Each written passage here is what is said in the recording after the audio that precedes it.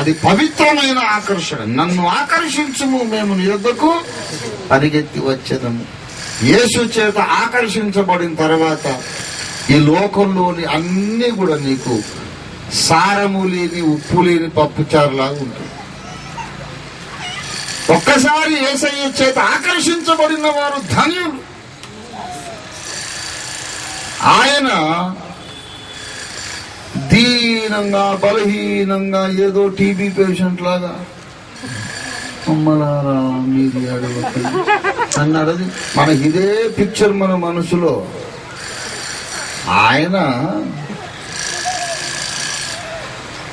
ఎంత బలవంతుడంటే ఒంటి చేత్తో తన తాళ్లతో పేర్ని కొరడాలు తయారు చేశాడు. ఆయనే చేశాడు. కొరడ చేసి చెళ్ళు చెళ్ళు మనం జొడిపించి యెరూషలేము దేవాలయం అంతా వీర విహారం చేసి అక్కడ పాతకాలం బల్లలు ఉన్నాయి.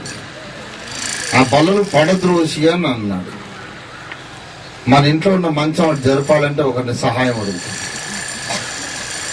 పాతకాలం మంచాలు కొన్ని ఉంటాయండి, మనం ఎంత లేపినా లేవు. అలాంటి బలమైనటువంటి బరువైన మంచాలను ఒంటి చేత్తో లేపి చెండు బాలులాగా విసిరేస్తున్నాడు. అలాంటి మహాబలవంతుడు ఆయన. యేసునాథుడు అవసరాన్ని బట్టి, మీ అవసరాన్ని బట్టి, మానవ జాతికి ఉన్న అవసరాన్ని బట్టి శిలువ యజ్ఞము సమయములో మౌనముగా ఉన్నాడు. ఆయన కోపం వచ్చింది అనుకోండి, ఆ గుంటూరులో శిలువధారి డ్రామా లాగా అయిపోతుంది. గుంటూరు ఏసీ కాలేజీలో శిలువధారి డ్రామా వేశారు. చెప్పాను ఇంతకుముందు. మీరు ఒకరిని పట్టుకొచ్చారు, నువ్వు ఊరికి ఇట్లా ఉండరా, ఏం లేదు ఆ శిలువ పట్టుకుని నడుస్తా ఉండు, నిన్ను మేము పక్కన కొట్టినట్టు తిట్టినట్టు డ్రామా చేస్తాము, మరి ఎంత ఇస్తారా అన్నాడు. ఎందుకంటే 500 ఇస్తామన్నారు. సరే 500 ఫ్రీగా వస్తున్నాయి కదా అని ఒప్పుకున్నాడు. ఆ శిలువను మోసుకొని వెళ్తాం. ఆ గ్రౌండ్ అంతా తిప్పుతా ఉన్నారు. కొరడాలతో కొట్టినట్టు చేస్తున్నారు, గేలు చేస్తున్నారు, అపహాస్యం చేస్తున్నారు. ఉన్నంతసేపు ఉన్నాడు. వీడు చిర్రెత్తిపోతా ఉంది. ఇంతమంది తిడుతున్నారు అంటే 500 ఇచ్చి ఇంతసేపు తిడతారా? కోపం వచ్చేసింది. తీసుకెళ్లి శిలువ వేశారు. వాడు అంటే ఊరికే చేతులు కట్టడమే, మేకులు కొట్టరు కదా, చేతులు ఇలా కట్టేసి పెట్టారు. ఇక యూదుల రాజా, దమ్ముంటే దిగిరా, నువ్వు బలవంతుడుగా, నువ్వు పెద్ద దేవుణ్ణి అనుకున్నావు, దేవుని కుమారుణ్ణి అని చెప్పుకున్నావు, ధైర్యం ఉంటే రా, ఏదిరా నీ ప్రతాపం అని వీళ్ళు రెచ్చిపోయి యాక్షన్ చేస్తున్నసరికి వాడికి ఒక గంట కోపం వచ్చింది. ఇట్లా ఇందాక నుండి చూస్తున్నాను, పోనీ కదా అని ఊరుకుంటుంటే మరీ రెచ్చిపోయి నన్ను తిడుతున్నారు. ఏంటనుకున్నారా? అంత ఏం గాజులు దొడుకున్నారు అనుకున్నారా? ఆయన కిందకి దిగి ఆ శిలువ పొయ్యిని పీకి దానితోనే వీళ్ళందరూ వీపులు పగలగొట్టారు. ఆ గ్రౌండ్ అంతా తరిమి పెట్టారు. ఆ వాసు పాలైన శిలువధారి నాటకం న్యూస్ పేపర్లు వచ్చింది. కల్పన కాదు. శిలువధారి నాటకం రసాభాష అని ఒక పేపరు, అభాష పాలైన శిలువధారి నాటకం అని ఇంకొకరు. కోపం వచ్చేసింది అన్నమాట. ఆ రోజు నాకు అనిపించింది, యేసయ్యకి ఇట్లా కోపం వస్తే అలాగింది. ఏట్రా ఎక్కువ చేస్తున్నారు, పాపం పోలి కదా అని ఊరుకుంటుంటే రండ్రా వస్తాడు అని తొడగొట్టాడు అనుకోండి. అసలు అంతసేపు ఎందుకు? శిలువ మీద నుండి ఆయన కోపముగా కలయ చూస్తే భస్మం అయిపోదు ఒక్కొక్కరు. కానీ ఆయన మౌనముగా శిలువను భరించాడు. యేసుకు గనక కోపం వస్తే మానవాళికి ఈరోజు సువార్త అనేది ఉండేది కాదు, రక్షణ సువార్త ఉండేది కాదు, రక్షణ నిరీక్షణ ఉండేది కాదు, పాప క్షమాపణ ఉండేది కాదు. అంజూరపు చెట్టును శపించాడు. వెంటనే అది వేరు మొదలుకొని పైదాకా ఎండిపోయింది. మీరందరూ ఉప్పు స్తంభములు అయిపోదురుగాక అన్నాడు అనుకోండి, నాకు ఇంతేసన్న. మీరందరూ కాలిపోదురుగాక, పైరు చగ్ని వచ్చునుగాక అన్నాను అనుకోండి, మొత్తం భగ్గున భస్మం అయిపోతారు. కానీ మహా అనంత బలవంతుడైన యేసు సైలెంట్ గా శిలువ యజ్ఞమునంతా భరించాడు. ఆ శ్రమలను, దెబ్బలను ఎందుకు భరించాడంటే ఆయన భరించకపోతే మానవులకు రక్షణే లేదు కనుక తప్పనిసరి ఆయన భరించాడు. వాస్తవానికి యేసు బలహీనుడు కాదు, ఆయన రాజులకు రాజు, ప్రభువులకు ప్రభువు. ఆయన యూదా గోత్రపు సింహము అని పేరు పెట్టబడినవాడు. ఆయన తత్వం ఏమిటంటే యుద్ధము చేయుట, యుద్ధము చేయుట. ప్రియులారా, దయచేసి గమనించాలి, ఆయన తత్వమే యుద్ధము చేయడం. ఆ యుద్ధశూరుడు పొందిన ఘన విజయము ఏమిటనగా మానవ జాతిని భయపెట్టుచున్న ఘోర శత్రువైనటువంటి మరణముతో ఆయన యుద్ధము చేశాడు. దేవునికి స్తోత్రం కలుగునుగాక. మరణముతో యేసు యుద్ధము చేశాడు. మరణం అనేది మానవ జాతికి ఉన్న శత్రువత అని లేఖనం చెబుతూ ఉంది. 1 కొరింథీ పత్రిక 15వ అధ్యాయం 26వ వచనం చూడండి దయచేసి. కాడాపాట నశింపజేయబడు శత్రువు మరణము. మానవ జాతికున్న శత్రువులందరిలో ప్రధానమైన శత్రువు మరణం. దేవుని బిడ్డలారా, ఈ మరణము అనే శత్రువుతో పోరాడలేక ప్రపంచ విజేతలు అనుకున్న వాళ్ళే లొంగిపోయారు. అలెగ్జాండర్ ది గ్రేట్ అన్నాడట, నేను ప్రపంచాన్ని జయించేశాను అని వెళ్లి సముద్రము దగ్గర పోయి నిలబడి అన్నాడట, నేను జయించడానికి ఇంకా దేశాలు లేవే, ఈ సముద్రం అంతా కూడా దేశాలుగా మారిపోతే ఎంత బాగుండును, ఇది కూడా జయించేద్దును కదా అనుకున్నాడు అని ఏడ్చారట. చరిత్రకారులు రాశారు, కన్నీరు కార్చి ఏడ్చారట. ఈ సముద్రం అంతా జనాలు, జనాలుగా మారిపోతే బాగుండు అని. అంత ప్రపంచ విజేత వీరుడు, 30 సంవత్సరాలు కూడా లేకముందు లోకాన్ని జయించాడు. చచ్చిపోతూ అన్నాడు, బాగా స్త్రీలోలుడు, త్రాగుడుకు బానిస, శరీర పాపానికి బానిస. చచ్చిపోతూ అన్నాడు, నేను లోకమును జయించాను గాని తన సొంత శరీరమును గెలవగలిగిన వాడెవడైనా ఉంటే వాడు నాకన్నా గొప్ప విజేత అని చచ్చిపోయాడు. Those were the last words of Alexander the Great. Alexander మరణపడక మీద ఉండి చచ్చిపోకముందన్న ఆఖరి మాటలు ఇవి.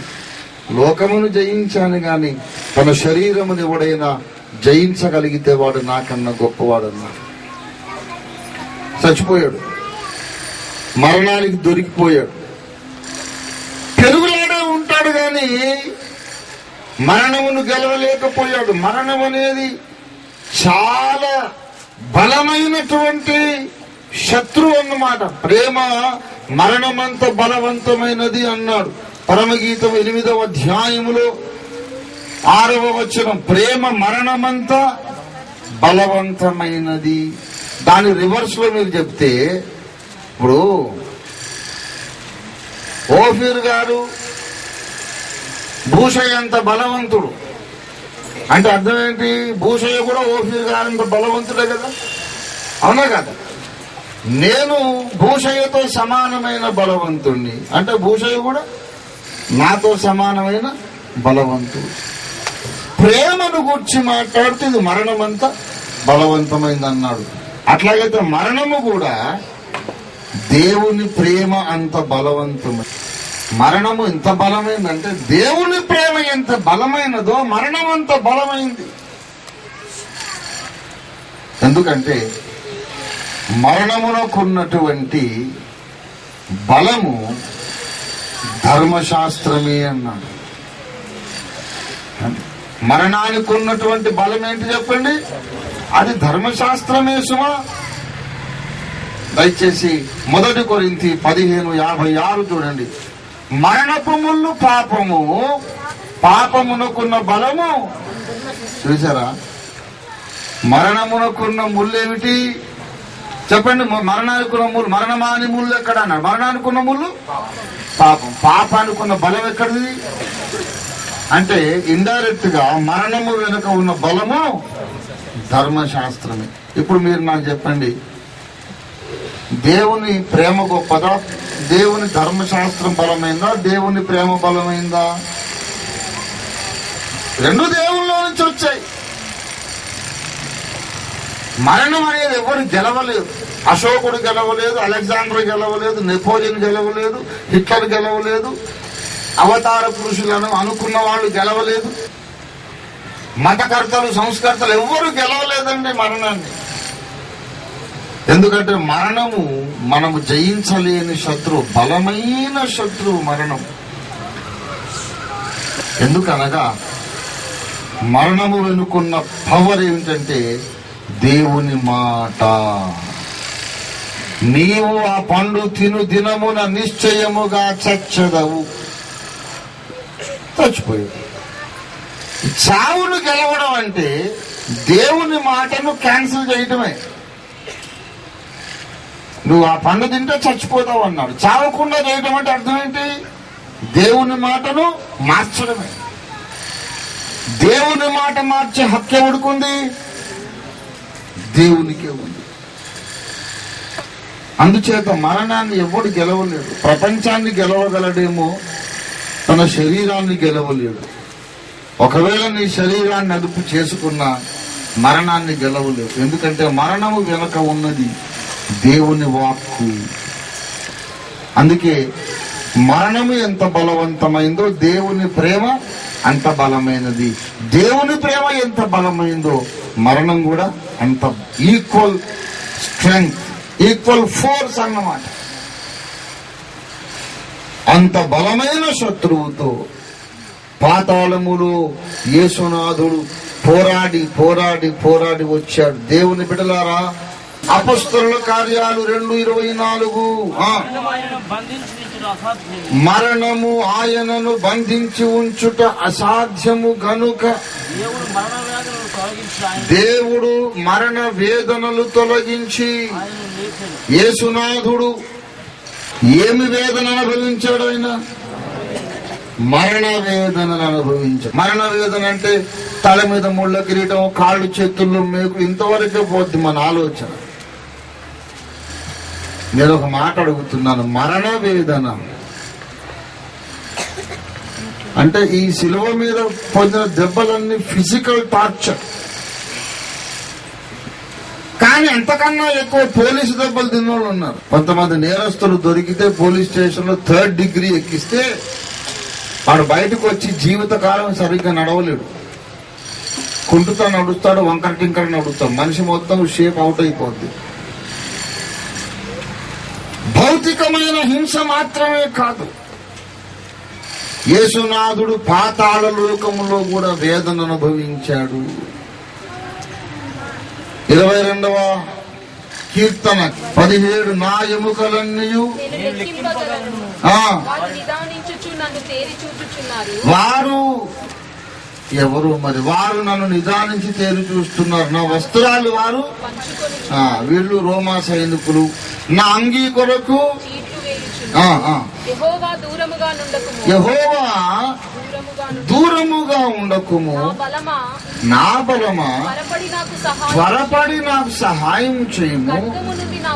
ఖడ్గము నుండి నా ప్రాణము, కుక్కల బలము నుండి నా ప్రాణమును సింహపు నోట నుండి నన్ను రక్షింపుము. కొంచెం ఆగండి. కుక్కల బలము అన్నాడు అంటే చాలా కుక్కలా? ఒక కుక్క ఉందా? చాలా కుక్కలు ఉన్నాయి. సింహపు నోట నుండి అన్న ఎన్ని సింహాలు ఉన్నాయి? ఒక సింహం ఉంది, చాలా కుక్కలు ఉన్నాయి. 15వ వచనంలో నీవు నన్ను ప్రేతల భూమిలో పడవేసి ఉన్నావు. కుక్కలు నన్ను, ప్రేతలు అంటే చచ్చిపోయినోడు, చచ్చిపోయిన వాళ్ళు ఉండే దగ్గర నన్ను పడేసావు. అప్పుడు ఏమైనా అంటే కుక్కలు నన్ను చుట్టుకొని ఉన్నవి, దుర్మార్గులు నన్ను గుంపు కూడి నన్ను ఆవరించి ఉన్నారు. దేవుని బిడ్డలారా, 12వ వచనం, వృషభములు అనేకము నన్ను చుట్టుకొని ఉన్నవి. భాషానుదేశపు బలమైన వృషభములు నన్ను ఆవరించి ఉన్నవి. చీల్చుచు గర్జించుచు ఉండు సింహము వలె వారు నోళ్లు తెరుచుచున్నారు. పిల్లరా, యేసునాథుని శిలువ శ్రమలు 3 విధములు. ఒకటేమో మానసిక వేదన, మనోవేదన. మానవ జాతిలో ఎన్ని హత్యలు, మానభంగాలు, వ్యభిచారాలు, దొంగతనాలు, అబద్ధాలు, ఎన్ని పాపాలు జరిగినాయో అవన్నీ నువ్వే చేసావు ఆయన ఎత్తి మీద పెట్టాడు. నేనెప్పుడు చేశానండి? మన ఇంట్లో ఎవరింట్లో ఒక 100 రూపాయల నోటు పోయింది అనుకోండి. బ్రదర్, మీరు మొన్న మా ఇంటికి వచ్చారు కదా, నాకు నీ మీద అనుమానంగా ఉంది, నువ్వు వచ్చిన తర్వాత 1000 రూపాయల నోటు పోయింది అన్నాను అనుకోండి. మీకు ఎలా ఉంటుంది? బాధ కదా? అదేంటండి అంత మాట అన్నారు ఆయన? అవసరమైతే దేవుని కొరకు ప్రాణమైన ఇచ్చేస్తాం కానీ దైవజనుడి ఇంట్లో 1000 రూపాయలు దొంగతనం. అసలు ఎవరింట్లో కూడా దొంగతనం మా ఇంట వంట లేదండి. ఏంటి? ఎవరు తీశారో చూసుకోండి. మీ పని మనిషి తీసిందేవో. ఆ రోజు పని మనిషి అసలు రాలేదండి, మీరు ఒక్కడే వచ్చారు ఇంటికి అన్నాను అనుకోండి. ఎంత వేదన, ఎంత బాధ.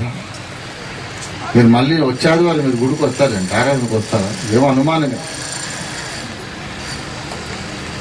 మనము చేయని దొంగతనం మన మీద మోపితే ఎంత బాధ. యేసు చెయ్యని కోట్ల కోట్ల కోట్ల కోట్ల పాపాలు, లోక పాపములన్నీ ఆయన మీద మోపారు. ఇది మనోవేదన. పరమ తండ్రి తన చెయ్యి వదిలేశాడు. ఇది ఇంకొక వేదన. యుగ యుగములు శాశ్వత కాలమంతా ఎడబాయకుండా ఉన్న తండ్రి ఒక్కసారిగా లోక పాపాలన్నీ ఆయన మీదకి వచ్చేసరికి అసహ్యం వేసి ఆయన చెయ్యి వదిలేశాడు. ఒంటరిగా ఆ వేదనంతా ఆయన మోశాడు. ఇలా ఉండగా ఆయన మృతుల లోకానికి వెళ్ళినప్పుడు పాతాళపు శక్తులు ఆయన వేధించినవి. అపహసించారు. పాతాళ లోకములో అపహాస్యం చేశారు. అక్కడ ఆయన్ని బాధ పెట్టారు. వాటిని అపొస్తలుల కార్యాలు 2:24 మరణ వేదనలు అన్నాడు. బాగా గమనించాలి. మరణ వేదనలు తొలగించి అన్నాడు. శిలువ వేదనను తొలగించాడా?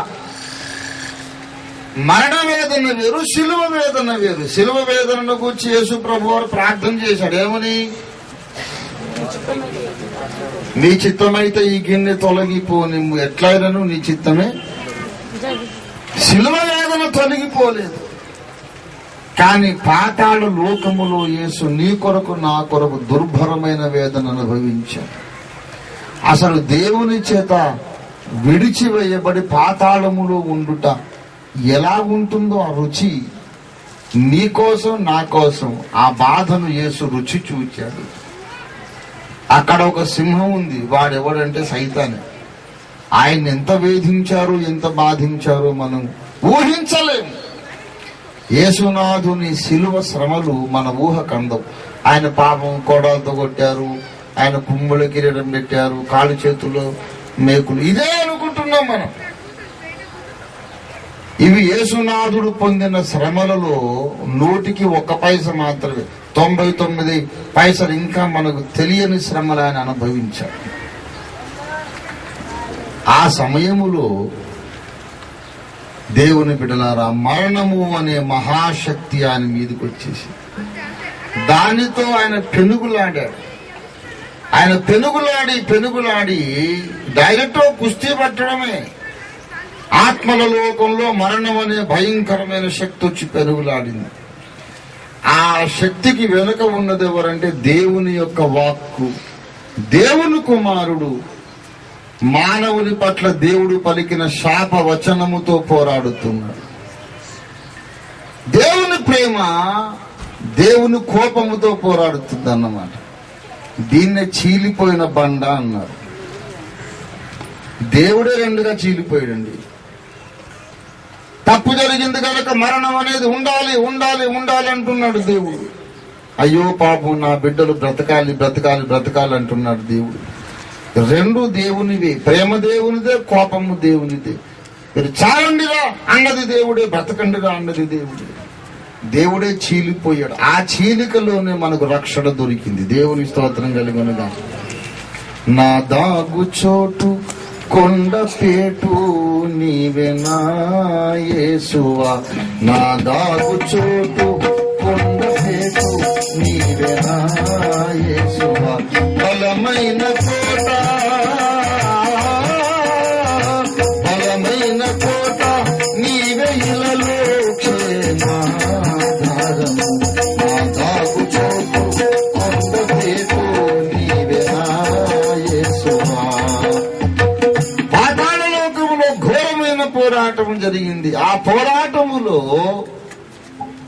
యేసు గెలిచాడు. ఎందుకో తెలుసా? న్యాయంగా పోరాడాడు ఆయన. ఆ పోరాటం నేను వివరించలేనండి, కొంతవరకు నేను చూశాను. అవతల నుండి దేవుని వాక్కు పోరాడుతుంది. మానవులందరూ పాపులు కదా, ఎందుకు వారు మరణించకూడదు, ఎందుకు మరణం నుంచి విడిపించబడాలి, వాళ్ళ కొరకు ఎందుకు పోరాడుతున్నారు? నిజమే గాని నేను కార్చి వచ్చిన రక్తాన్ని చూడు. పాపులే గాని జరిమానా చెల్లించబడింది కదా, జరిమానా కట్టిన తర్వాత ఇంకా కొట్టడం న్యాయమా? జరిమానా కట్టిన తర్వాత మళ్ళీ శిక్షించడం న్యాయమా? ఎవరికి 2 శిక్షలు ఉంటాయా? ఒక తప్పుకు 2 శిక్షలా? ఈ న్యాయం పాపాత్ములమైన మనము రక్షణ పొందటము యేసు రక్తమును బట్టి న్యాయంగా ప్రకటించబడిందంతే. ఈ ఒకవైపేమో legal battle, the battle of arguments. ఒకవైపు మరణం అనే మహాశక్తి వచ్చి పడిందంతే. యేసయ్య పెనుగులాడి పెనుగులాడి పెనుగులాడి. మీలో కొంతమందికి మీరు రాత్రి నిద్రపోతే వచ్చి ఏదో కనిపించిన దయ్యం వచ్చి మీద పడుతుంది. మీరు చాలా మందికి అయి ఉంటుంది. ఏం కనపడదు కానీ ఏదో గొంతు పిసికేస్తూ ఉంటుంది, కాళ్ళు చేతులు ఆడవు. యేసు రక్తం జయం అందామంటే రాదు. అలాగా కనిపించని ఒక శక్తి. నేను ఎన్నోసార్లు పోరాడు.